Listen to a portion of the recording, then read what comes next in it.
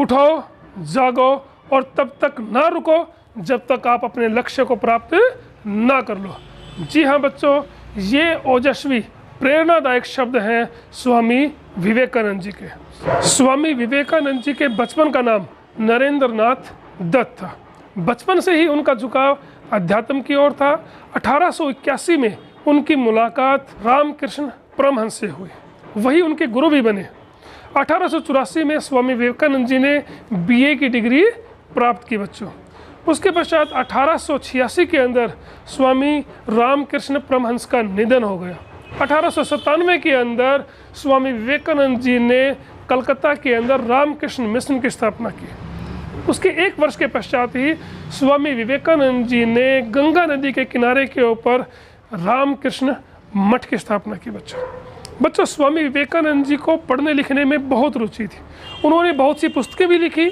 उन्होंने राजयोग, कर्मयोग, भक्ति योग, ज्ञान योग और सबसे प्रसिद्ध प्रैक्टिकल वेदांता, जो बहुत ही प्रसिद्ध पुस्तकें रही है। स्वामी विवेकानंद जी ने 11 सितंबर 1893 को अमेरिका के शिकागो शहर के अंदर आयोजित धर्म सम्मेलन के अंदर भारत का प्रतिनिधित्व किया बच्चों।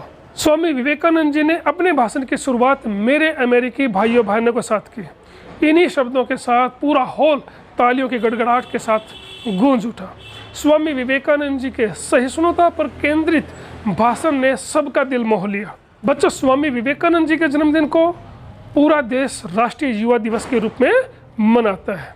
1984 में भारत सरकार ने स्वामी विवेकानंद जी के जन्मदिन को यानी 12 जनवरी को राष्ट्रीय युवा दिवस के रूप में मनाने की घोषणा की और 1985 से हर वर्ष 12 जनवरी को पूरा देश राष्ट्रीय युवा दिवस के रूप में मनाता है बच्चों। स्वामी विवेकानंद जी कहते थे कि एक समय के अंदर सिर्फ एक ही काम करो और उस काम के अंदर अपनी पूरी ताकत झोंक दो बच्चों। स्वामी विवेकानंद जी छात्रों को कहते थे कि पढ़ने के लिए ज़रूरी है एकाग्रता और एकाग्रता के लिए ज़रूरी है ध्यान।